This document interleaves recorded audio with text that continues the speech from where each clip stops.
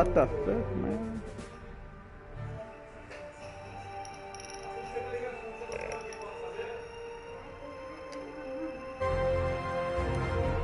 Hey guys, Jack Frags here, and in this video I'll be offering up some hot tips and strategy for the Sinai Desert map in Battlefield 1. Fun fact, this is one of the biggest Battlefield maps ever made. Let that sink in for a minute. Admittedly, a lot of that is desert area towards the E flag, but the fact is it can be a dangerous place to get around. And how, pray tell, can a Battlefield player survive in such a harsh climate? Let's see. If you're a big infantry player, there are a number of flags that you ideally want to float between. The antenna on C flag at the top of the map, the train station at D, and the outskirts flag at B. These are your best bets to go between as an infantry player. In between you and those flags is a village area, and it's the most built up area on the map, so SMGs on assault players can do very well here. Don't let that fool you though, because there are snipers everywhere on this map.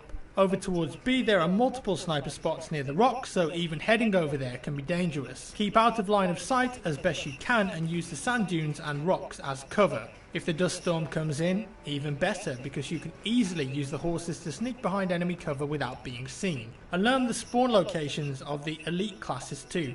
They spawn at 3 of the flags. If you want the tank hunter, he's over at E, the flame trooper spawns at B, and the sentry spawns over at F. Once they've been used and the player is killed, I believe they spawn back in after a few minutes, so be on the lookout. If you want to play as a sniper on Sinai Desert, then you've got a wealth of positions to choose from. Over at F there are some rock cliffs you can get on top of and have a good lookout over towards the middle of the map. This point is also perfect for the rush game mode.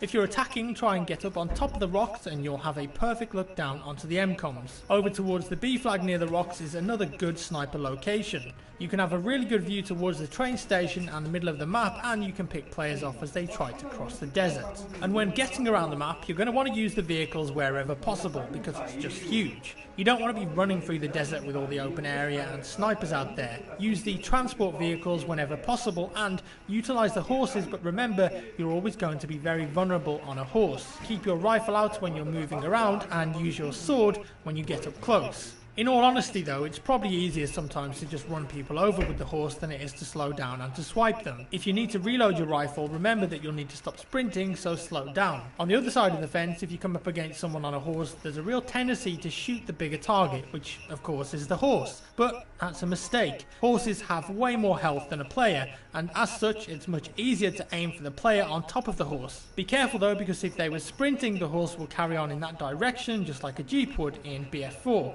and if it comes near you and hits you, it will kill you. The hitboxes are pretty large. If you come up against a vehicle on a horse, you do have 2 light anti-tank grenades to utilise, but really they aren't going to do that much damage against tanks unless they're already damaged quite badly, but kills are possible. And remember about the armoured train as well. If your team has it, use it. There are gunner spots throughout it, and the driver can stop at 2 of the flags and help to capture them. Be wary though, because it's extremely vulnerable from the sky. In fact, planes with rockets or the tank hunter packages can do some serious damage, and another tactic is for assault players to drop down mines on the track. The train can do very little about them itself, so they're going to do some real damage if they hit. And another thing about planes, if they're taking control of the game, remember that the artillery truck has an anti-air package available. Use it if you need to. The artillery truck can be fairly underutilized because people want to mainly focus on the tanks, but sometimes the air vehicles really do need to be dealt with.